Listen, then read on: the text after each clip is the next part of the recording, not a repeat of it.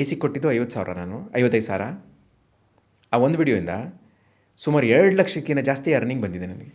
ಭಾಳ ಸೆಟಿ ಆಗ್ತಿತ್ತು. ನಂದು ಸ್ಟುಡಿಯೋ ರೂಮ್ ಇರೋದು ಮೇಲೆ ಟಾಪ್ ಫ್ಲೋರ್, ಹೊಸ ಮನೆ ಕಟ್ಟಿಸಿದಾಗ. ಒಂದು ಎ ಸಿ ತೊಗೊಳ್ಳೋಣ ಅಂತ ಅಂದ್ಬಿಟ್ಟು ಎ ಸಿ ತೊಗೊಂಡೆ.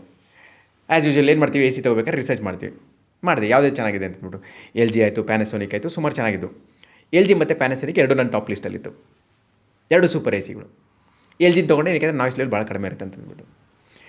ಇನ್ಸ್ಟಾಲ್ ಮಾಡೋಕ್ಕೆ ಬರೋ ಟೈಮಲ್ಲಿ ಏನು ಮಾಡಿದೆ, ಸ್ವಲ್ಪ ರಿಸರ್ಚ್ ಮಾಡಿದೆ. ಹೆಂಗೆ ಇನ್ಸ್ಟಾಲ್ ಮಾಡ್ತಾರೆ, ಏನೇನು ಕನ್ಸಿಡರ್ ಮಾಡ್ತಾರೆ ಎಲ್ಲ ಸ್ವಲ್ಪ ರಿಸರ್ಚ್ ಮಾಡಿದೆ. ಒಂದು ಅರ್ಧ ಮುಕ್ಕಾಲು ಗಂಟೆ ಸ್ಪೆಂಡ್ ಮಾಡಿರ್ಬೋದು, ಒಂದು 2-3 ಗಂಟೆನೇ ಅಂದ್ಕೊಳ್ಳೋಣ.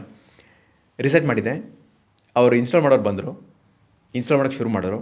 ಏನಿಲ್ಲ, ಅವರೊಟ್ಟಿಗೆ ಅವ್ರು ಮಾಡ್ತಿರ್ಬೇಕಾದ್ರೆ ಅದನ್ನು ಪೂರ್ತಿ ರೆಕಾರ್ಡ್ ಮಾಡಿ ಎಕ್ಸ್ಪ್ಲೇನ್ ಮಾಡೋಕ್ಕೆ ಶುರು ಮಾಡಿದೆ.